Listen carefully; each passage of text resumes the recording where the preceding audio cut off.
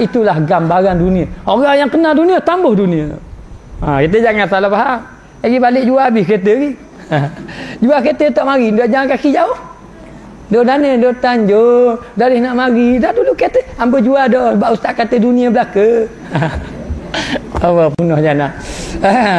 Maknanya tak mengutamakan dunia. Dunia kita boleh ambil, tak mengutamakan dunia, mengutamakan akhirat daripada dunia. Jadi kita kenal dunia. Dunia ni, ad-dunya jusrun lil akhirah. Dunia adalah jambatan untuk ke akhirat.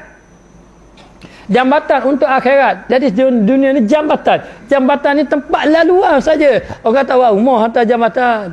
Tak ada orang buat rumah atas jambatan setakat ni.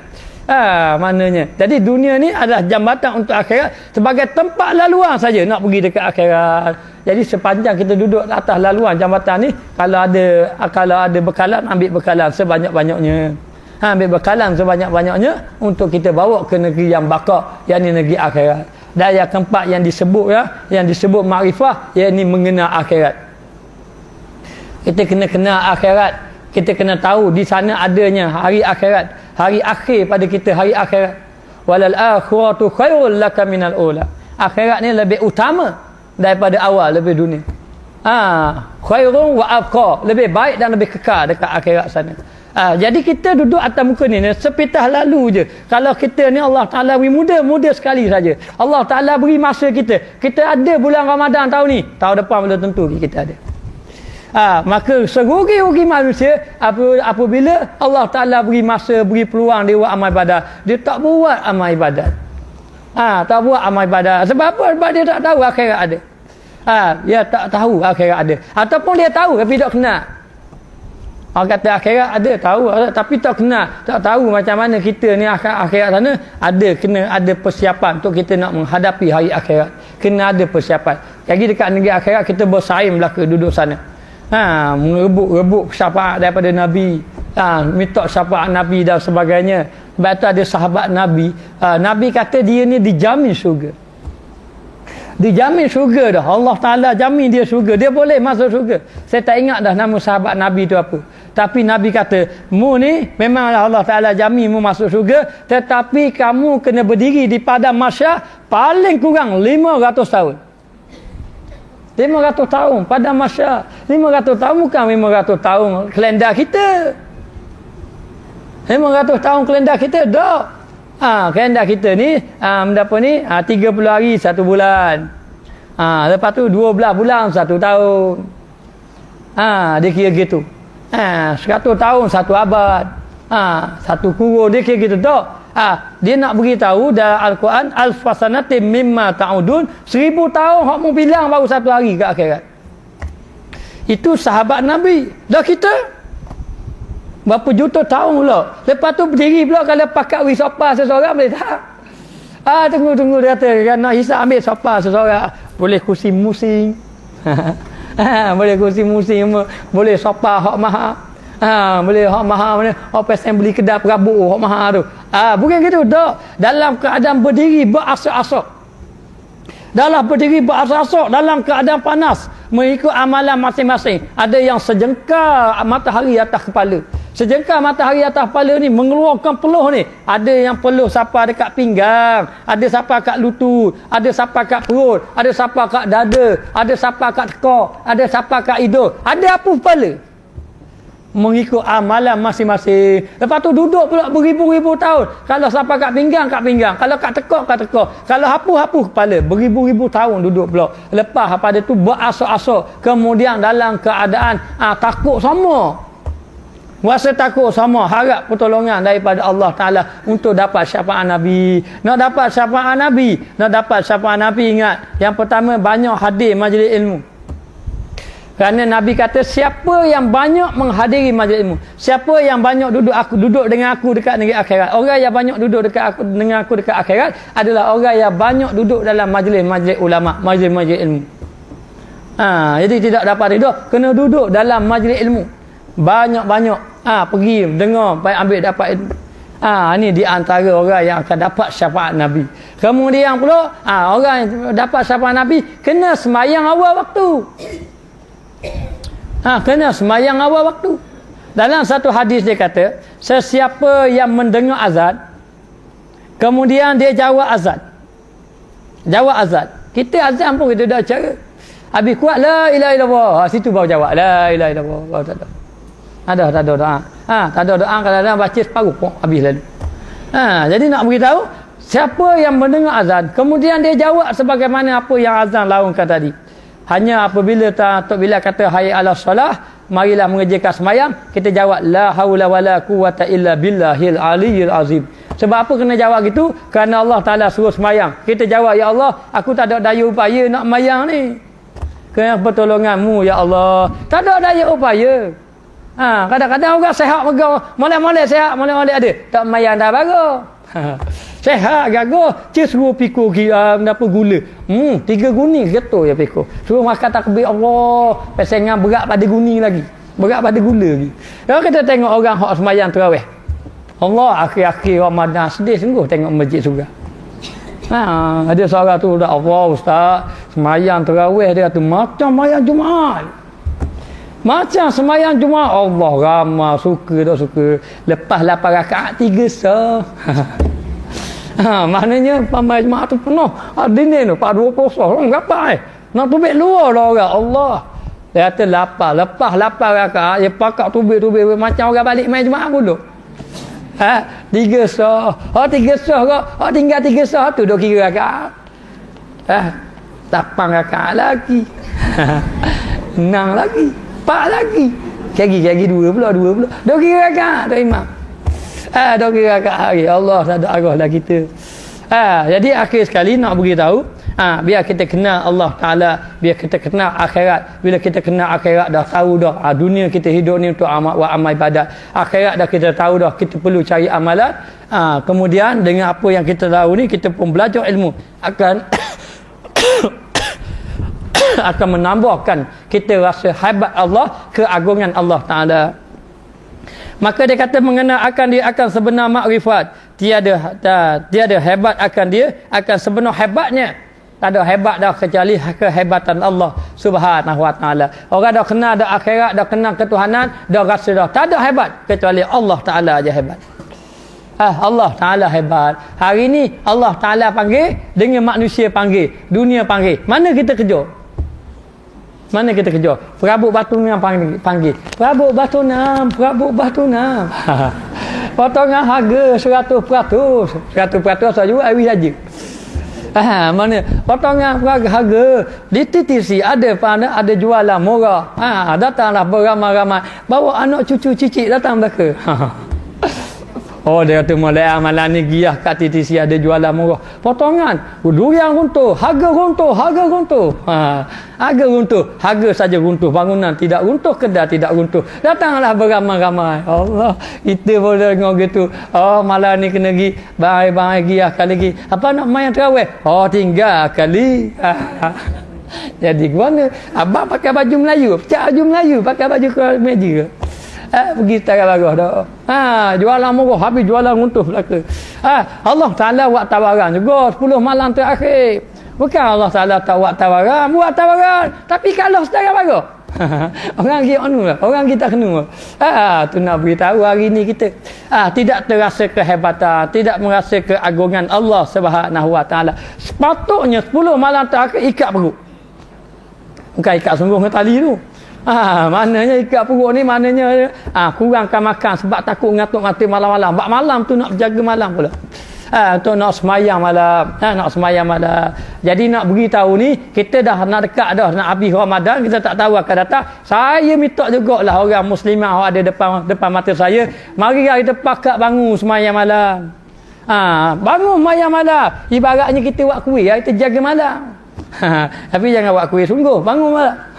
Kita semayang. Kalau boleh bangun pukul 1 pagi, semayang sampai ke pagi. Bangun pukul 3, semayang sampai ke pagi. Jagalah malam ni beberapa hari saja jaga malam. Tujuan dia apa? Biar dapat kat Lailatul Qadar, biar pahala banyak berlipat kali ganda. Kita banyak dah dosa lepas-lepas dah. Dosa banyak dah. Jadi minta jugalah muslimat ada depan ni bangun semayang malam. Dalam satu hadis dia kata suami yang bangun semayang malam dia gerakkan isteri. Bila gerakkan isteri tak bangun, maka dipecikkan atas matanya air. Atas matanya air. Isteri dia pun bangun. Dia akan dapat. Allah Ta'ala akan beri rahmat kepada ahli keluarganya. Maka demikianlah isteri. Bila dia bangun, dia gerak suami. Suami dia pecikkan atas mata suami. Suami tak bangun. Dia ambil sebedi dia curah. Suami pun bangun. Dia pun semayanglah bersama dengan suami dia. Itu besar fadilatnya di sisi Allah Subhanahu Wa Ta'ala. Saya minta, saya cabut. Bangun semayang malam untuk dapat pahala. Bukan boleh saya. Boleh demo juga. Supaya apa? Sebab supaya kita tadi biar dapat bahagia. Ya, kita berjumpa di sana di dalam syurga kerana melakukan amal ibadat kepada Allah Ta'ala. Saya suruh ni bukan saya ada kelebihan apa-apa, tak ada. Tapi inilah peluang yang perlu kita rebut, lebih-lebih lagi berada di bulan Ramadan. Maka dia kata tiada membesarkan akan dia, akan sebenar membesarkan akan dia. Tak ada dah membesar dah. Tak ada dah besar kaya lain kecuali membesarkan Allah Ta'ala saja. Bila kita sebut dengar Allahu Akbar, Allahu Akbar, Allah Maha Besar, tu azan tu Allahu Akbar, Allahu Akbar, tu Allah Maha Besar tu. Apa makna Allah Maha Besar? Tak ada benda lain yang besar. TV depan mata, TV tak besar mana? Allah Ta'ala besar lagi. Makan besar, makan tak besar mana? Apa-apa, tak ada benda dah. Allah Ta'ala saja. Kata Aisyah, Nabi ni kalau dengar azan, seolah-olah tak kenal Aisyah. Aisyah pun tak kenal Nabi.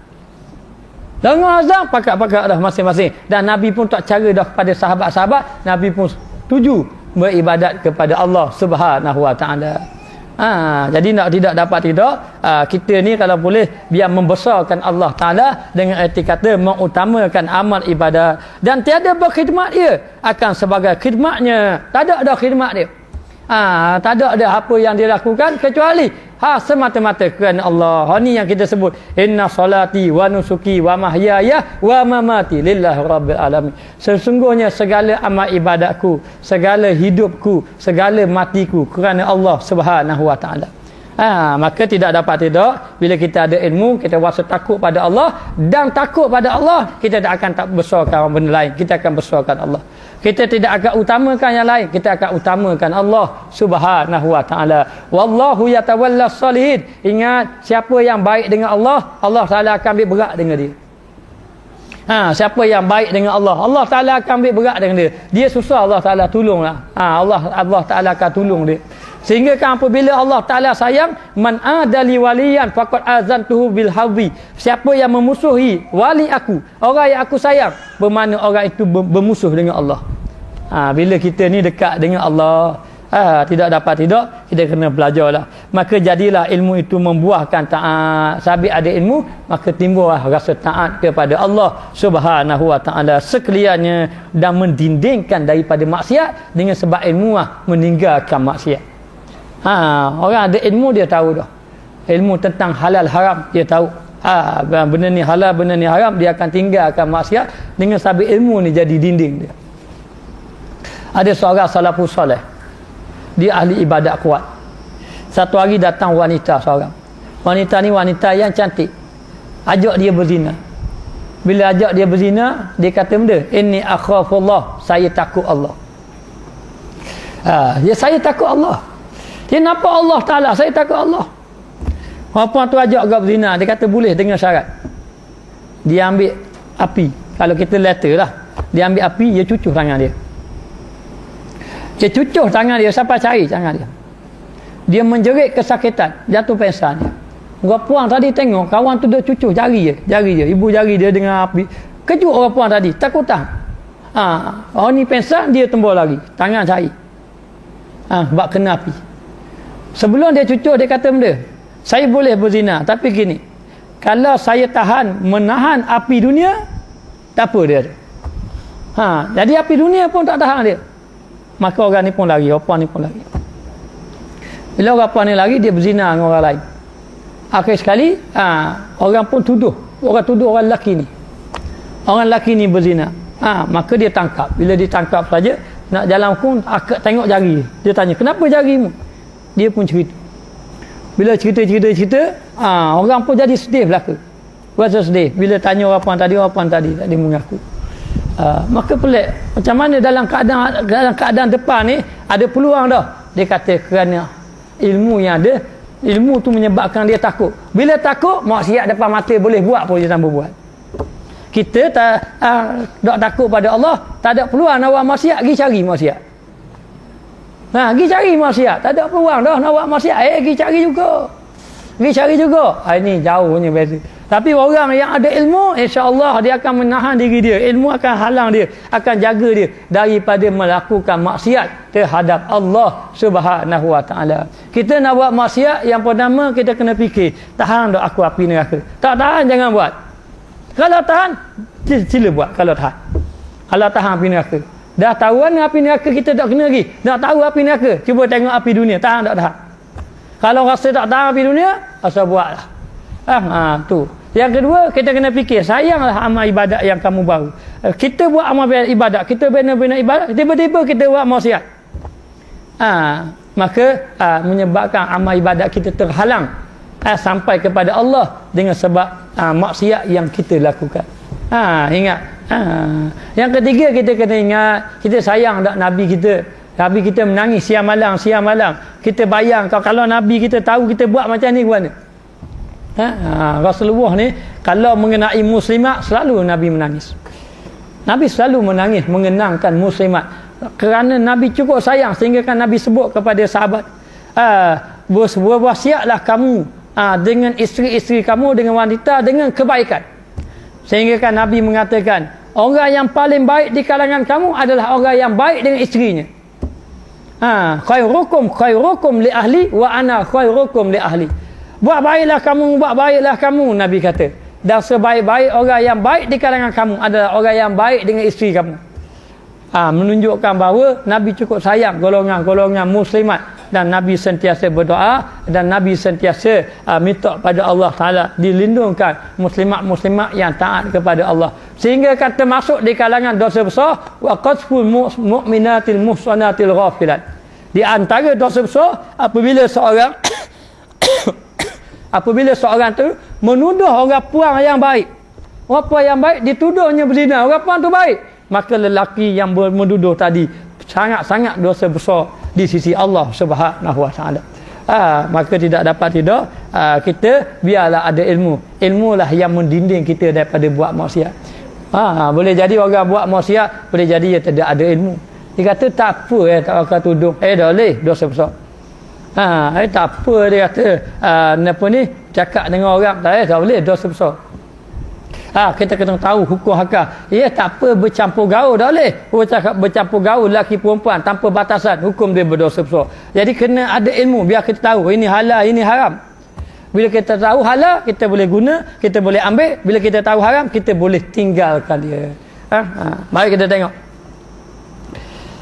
Maka dia kata mendindingkan daripada maksiat sekaliannya dengan penolong Allah Ta'ala, dengan pertolongan Allah. Bermakna kita tak mampu nak tinggal maksiat kecuali dengan pertolongan Allah.